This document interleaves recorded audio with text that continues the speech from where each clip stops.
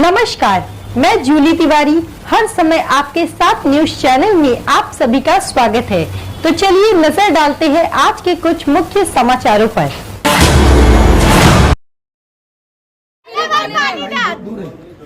आजी पडली होती या पोरीची आजी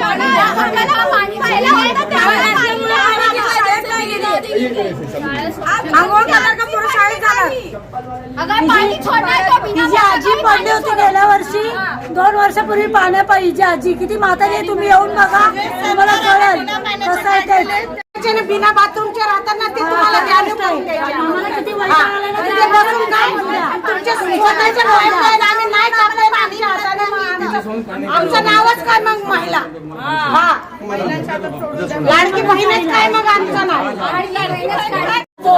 आम्ही सगळे मध्यमवर्गीय सगळे प्रायव्हेट काम करणारे आहोत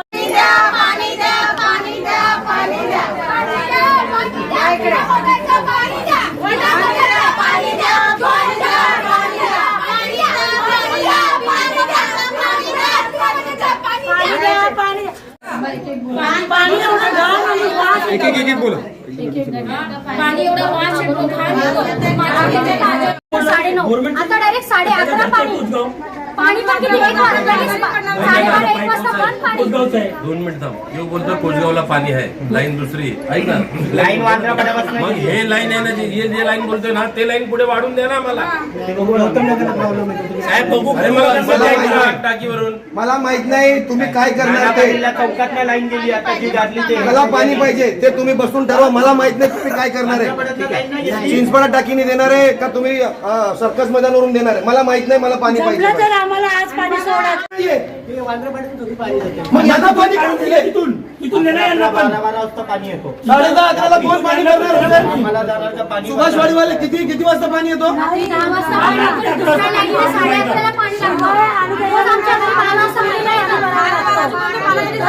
पाणी भरणार काम अंबरनाथ पश्चिम की सुभाषवाड़ी बांद्रापाड़ा परमार चौल में पानी की किल्लत, विकास हेमराज सोमेश्वर ने जताया आक्रोश। अंबरनाथ पश्चिम सुभाषवाड़ी बांद्रापाड़ा परमार चौल के रहीवासी पानी से वंचित है और कई बार शिकायत करने के बावजूद पानी पुरवठा विभाग की ओर से कोई कार्रवाई नहीं की गई। वार्ड नंबर 10 के विकास हेमराज सोमेश्वर ने बताया कि कई महीने से लोग पानी की समस्या झेल रहे हैं, मगर किसी अधिकारी ने उनकी सुनवाई नहीं की।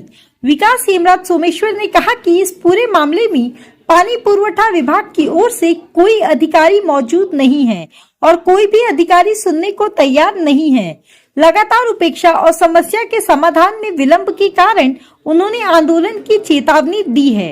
उन्होंने कहा कि यदि जल्द ही पानी की समस्या का समाधान नहीं हुआ तो वह पानी पुरवठा विभाग के खिलाफ कोर्ट का रुख करेंगे। उन्होंने यह भी बताया कि बड़े बड़े अपार्टमेंट को नियमित पानी मिल रहा है, जबकि उनके चौल में रहने वाले लोग पानी की कमी झेल रहे हैं। कई बार पानी पुरवठा विभाग को शिकायत की गई।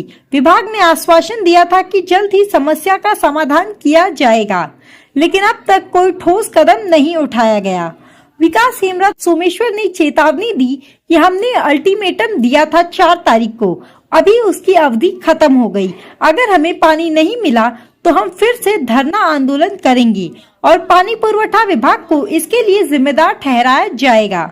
अंबरनाथ पश्चिम सुभाषवाड़ी बांद्रापाड़ा परमार चौल के लोगों के लिए यह पानी की समस्या गंभीर रूप से रही है और स्थानीय प्रशासन एवं पानी पुरवठा विभाग से तत्काल ध्यान देने की मांग उठ रही है। 15 वर्षापासून सत्यावर आहे, खासदार साहेब आहेत, आमदार साहेब आहेत, नगरपालिकेवर देखील नेहमी शिवसेनेचाच भगवा फडकलेला आहे। तर आपल्या विरोधकांनी त्यांच्याकडे मुद्दे नाहीयेत, तर हे पाण्याचा प्रश्न जाणीवपूर्वक निर्माण करण्यात येत आहे। त्यांच्याकडे मुद्दे नाही की आपल्याला बघा आज अंबरनाथमध्ये सगळीकडे विकासची लाट सुरू आहे। खासदार साहेबांनी खूप कामं केलेत, आमदार साहेबांनी खूप कामं केलेत, एकनाथजी शिंदे साहेबांनी खूप कामं केलेत, तर विरोधांकडे काही मुद्दा राहिलेला नाही आज की आपण कशाप्रमाणे या लगात दाबता येईल। तर अशा गरीब जनतेवर दिशाभूल करणे, पाण्याचं राजकारण करणे याशिवाय त्यांच्याकडे दुसरा कुठला मुद्दा राहिलेला नाहीये। पण अशा लोकांना मी सांगू इच्छितो की तुम्ही जे मुद्दे उचललेत येणाऱ्या 4-5 महिन्यामध्येच आपल्याकडे नालंबी इथं एक मोठा प्रोजेक्ट चालू आहे, तो पाणी आपण खेचून फिल्टर करून अंबरनाथ ईस्ट आणि अंबरनाथ वेस्टला देणार आहे। तर माझ्या अंबरनाथ सगळ्या लोकांना सांगू इच्छितो या माध्यमाद्वारा की जिथं जाणीवपूर्वक पाण्याचा प्रश्न निर्माण होतोय तिथं आमच्यासारखे लीडर बाहेर येणार आणि या लोकांना आम्ही गप बसू देणार नाही. पण जिथं आहे जेन्युइन प्रॉब्लेम पाण्याचा आहे त्या विभागामध्ये येणाऱ्या 3-4 महिन्यामध्ये ते नालेंबीचा आपल्याकडे जो प्रोजेक्ट आहे त्या माध्यमातून आपल्याकडे पाणी इथं येणार आहे आणि आपण पण बघू शकणार की येणाऱ्या काही महिन्यामध्ये पाण्याचा त्रास हा कायमस्वरूपी बंद होणार आहे. पाण्यासाठी त्या लोकांनी मी किती वेळ शांत बसू शकतो त्यांनी एक माझी परीक्षा घेतली की किती वेळ शांत बसू शकतो. 15-20 मिनिट मी शांत होतो. मी त्यांची वाट बघितली कोण येतो का नाही, पण कोणी काही आला नाही. तर राग येणं एक सहज आहे. आम्ही उठलो टाळ्या मारण्याचा प्रयत्न केला तेवढ्यातच ते साहेब बाहेर आले आणि बोलले की 5 वाजेपर्यंत आम्ही त्या विभागामध्ये येतोय. इकडे जे इंजिनियर आहेत पवार साहेब त्या विभागामध्ये येतो, प्रॉब्लेम काय ते आम्ही समजून घेऊ. आणि आज शुक्रवार असून सुद्धा ही पाणी त्या विभागामध्ये येतच नाही. पण आज आपल्याला शुक्रवार असून सुद्धाही संध्याकाळी 6:30ला परमानंट चालीला ते लोक पाणी देणार आहे. अच्छा शुक्रवारी ते लोक आज पाणी देणार आहे म्हणजे शुक्रवारी हे लोक पाणी देऊ शकतात. हे मुद्दाम कुठंतरी राजकारण चाललेलं आहे. इलेक्शनचे 8 दिवस राहिलेले आहे. या इलेक्शन नंतर पाणीवाले अधिकारी आहे आणि आम्ही आहोत.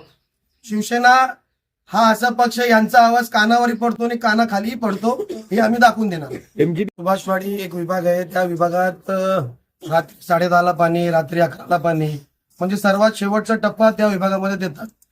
सर्कस मैदान पासून तिथं पाणीचा लाईन येतोय. 3ऱ्या नंबरवर वांद्रापाडा त्या विभागातून 3रा नंबर, त्यानंतर अजून विभाग आहे.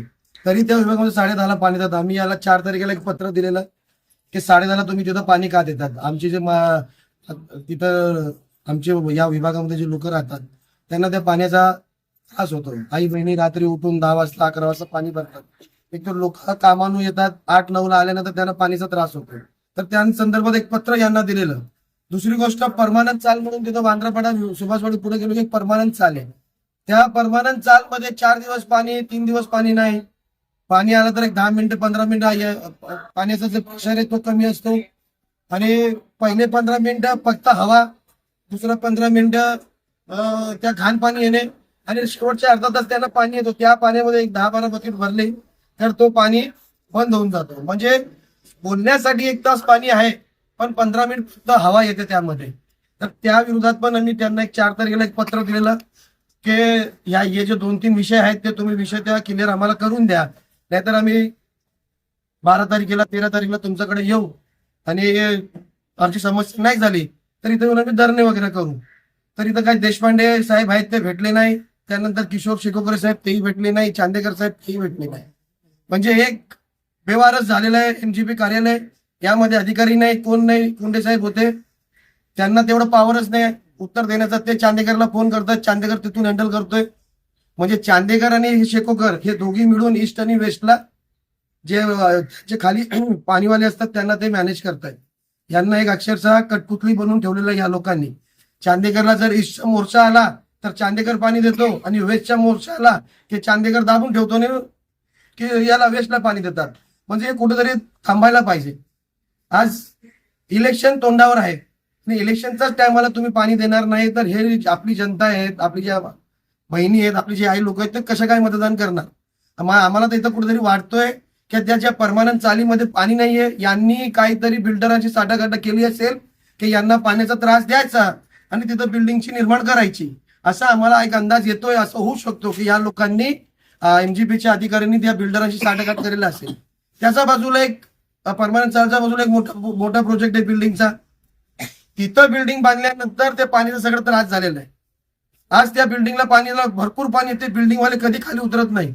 पण या चालमध्ये राहणारे लोक पाण्यासाठी आज पण तडपत आहेत आणि तिकडचेच लोक परत आपल्या पाणी चोरी करून परत आपल्याकडे आपल्या दारासमोर येत आहेत की आम्हाला तुम्ही मतदान करा. तर अशा लोकांना तुम्ही मतदान करणार का? ज्या लोकांमध्ये पाणी, आमचं पाणी चोरून या लोकांना ते पाणीला ते वंचित ठेवलेले आहेत. पाणी 10 वर्षामध्ये कसं आपल्याला डेव्हलप करता येईल ते सोडून माझ्या बिल्डिंग मध्ये कसं पाणी येईल ते त्यांनी तसं केलेलं आहे तिथं.